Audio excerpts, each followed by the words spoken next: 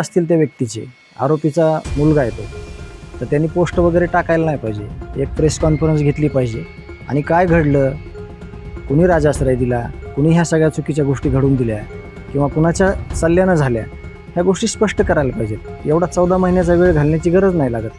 कारण खरंच जर तुम्ही याच्यामध्ये आज बोलायचं आहे, ते कधीतरी बोलायचंच आहे, तर तुम्ही पोस्ट टाकण्यापेक्षा डायरेक्ट बोललं पाहिजे की काय घडलं आहे, कुणी राजाश्रय दिला आहे, कुणी ही हिंमत दिली खून करेपर्यंत लोकांची लेकरं संपवण्यापर्यंतची, किंवा त्यांना नक्कीच सांगितलं असेल की मी आहे, मी काय होऊ देणार नाही. तर असं काहीतरी त्यांच्या डोक्यात असेल तर त्यांनी प्रेस कॉन्फरन्स घेऊन हे सगळं समाजापुढं आणलं पाहिजे. इतक्या दिवसानंतर 14 महिन्यानंतर आज पहिली पोस्ट आहे वाल्मिक कराडाच्या मुलाची.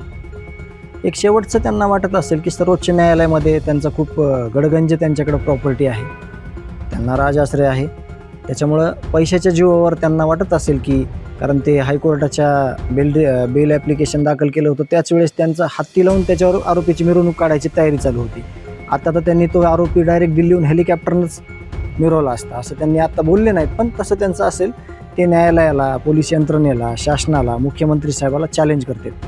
त्याच्यामुळं त्यांना वाटलं असेल की कालपर्यंत काहीतरी होईल, परंतु तसं काही झालं नाही आणि म्हणून आजची जी पोस्ट आहे त्या अनुषंगाने टाकलेली असेल.